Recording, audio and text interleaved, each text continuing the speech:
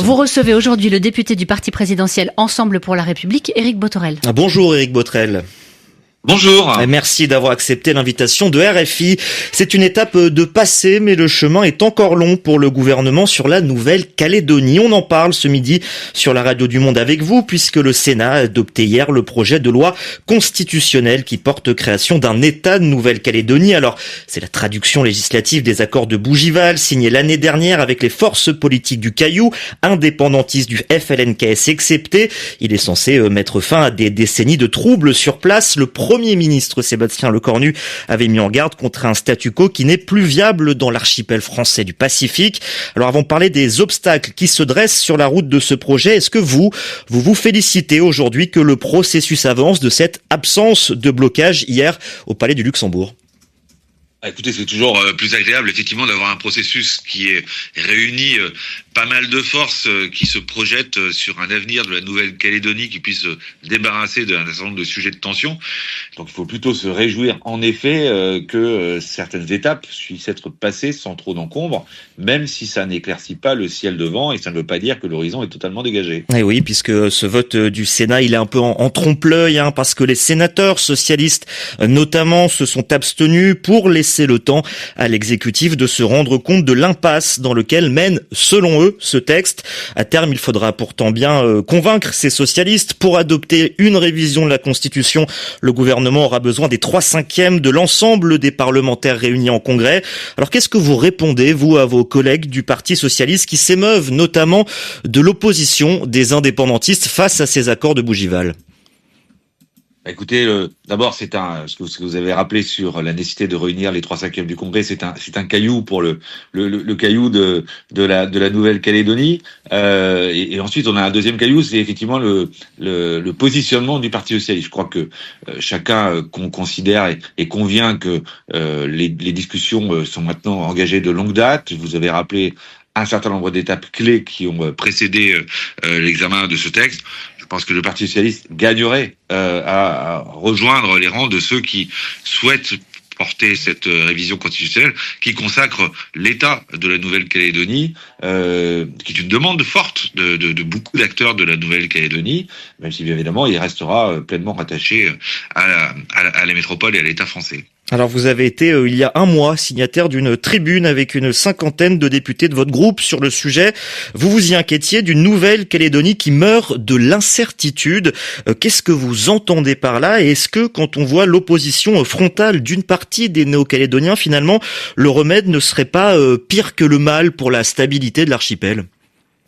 Non, moi je crois que dans les temps qui sont les nôtres, avec une situation géopolitique dont vous vous rendez compte souvent sur les antennes de RFI qui sont quand même assez complexes en ce moment, et pas qu'à cet endroit-là du monde, bien évidemment que tout ce qui est propice à une forme de stabilisation et de réponse aux interrogations qui sont de longue date posées, sont plutôt de nature à pacifier les débats. On n'a que trop souffert à certains moments de ces tensions qui se sont exacerbées, et franchement, nous n'aurions rien à gagner à ne pas faire prospérer ce processus, encore une fois, très largement supporté et qu'il nous faut mener à son terme. Et j'espère que le Parti socialiste saura garder raison et finalement faire partie de celles et ceux qui soutiendront cette démarche jusqu'à son terme. Alors affaire à suivre, puisqu'avant le Congrès, le texte devra repasser par l'Assemblée nationale. Les bancs du Palais Bourbon, justement, qui attendent un autre vote ô combien important aujourd'hui, celui en deuxième lecture du texte créant un droit à l'aide active à mourir en France. Hier, vos collègues ont adopté 2 nouveaux amendements.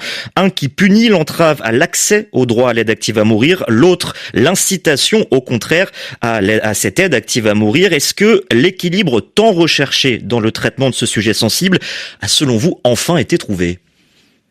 Oui, il me semble que oui. Enfin, je fais partie de ces parlementaires qui ont siégé, y compris hier soir, même si on a pu terminer un peu plus tôt que prévu par rapport à l'heure de minuit qui était fatidique.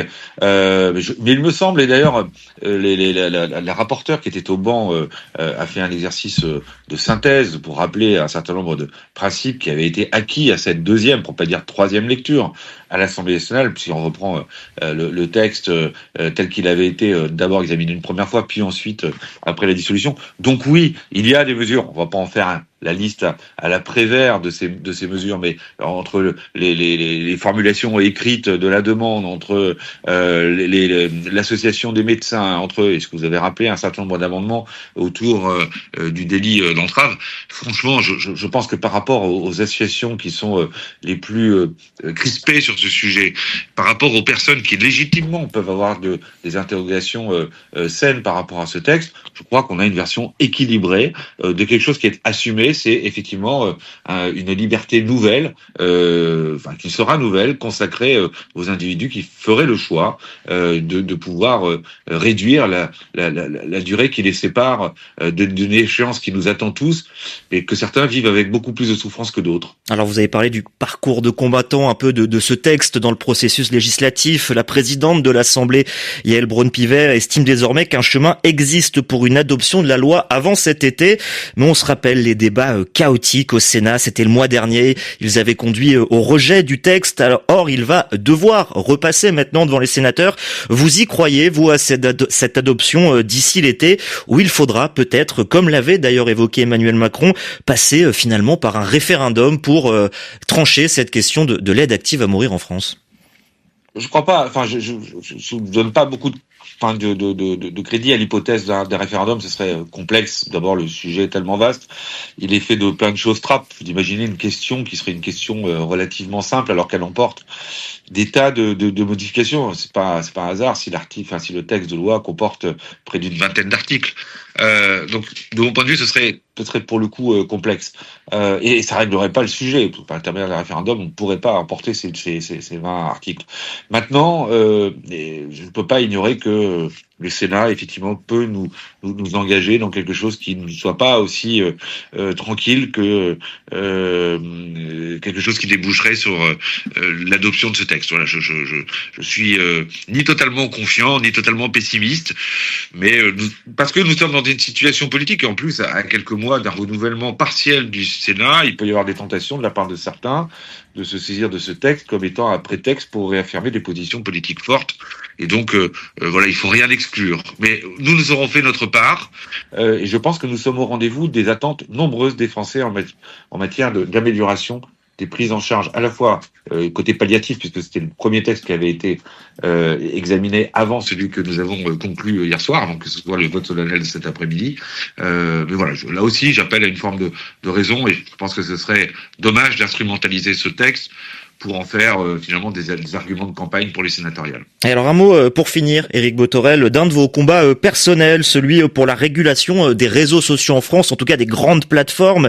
Vous avez signalé la plateforme X justement auprès de la justice pour des modifications d'algorithmes et des ingérences de son propriétaire Elon Musk. Et récemment, vous avez dû annuler un voyage aux États-Unis, votre accréditation à la Maison-Blanche refusée. Est-ce que vous y voyez un nouvel exemple de ces pressions américaines sur les responsables politiques judiciaires européens dont l'action déplaît à l'administration Trump? Oui, je veux croire que le fait qu'on ne me donne pas l'accréditation pour la Maison-Blanche, alors que mes autres collègues qui sont actuellement à Washington ont pu accéder à la Maison-Blanche, je peux difficilement imaginer que ce puisse être pour autre chose que ce que j'ai pu engager, mais parce que c'est ma responsabilité par ailleurs, engager auprès de la compagnie de Elon Musk. Moi, j'ai rien de personnel contre Elon Musk. D'ailleurs, je pense qu'il ne me connaît pas. Et j'aurais plutôt tendance à dire, puisqu'il est invité à rejoindre la France le 20 avril dans le cadre d'une audition libre, Elon, si tu reviens, j'oublie tout. Mais pour l'instant, on n'en est pas là. D'accord, et le message est passé pour le milliardaire propriétaire de X. Merci beaucoup Éric Bothorel, député Ensemble pour la République, d'avoir été l'invité de la Radio du Monde ce midi.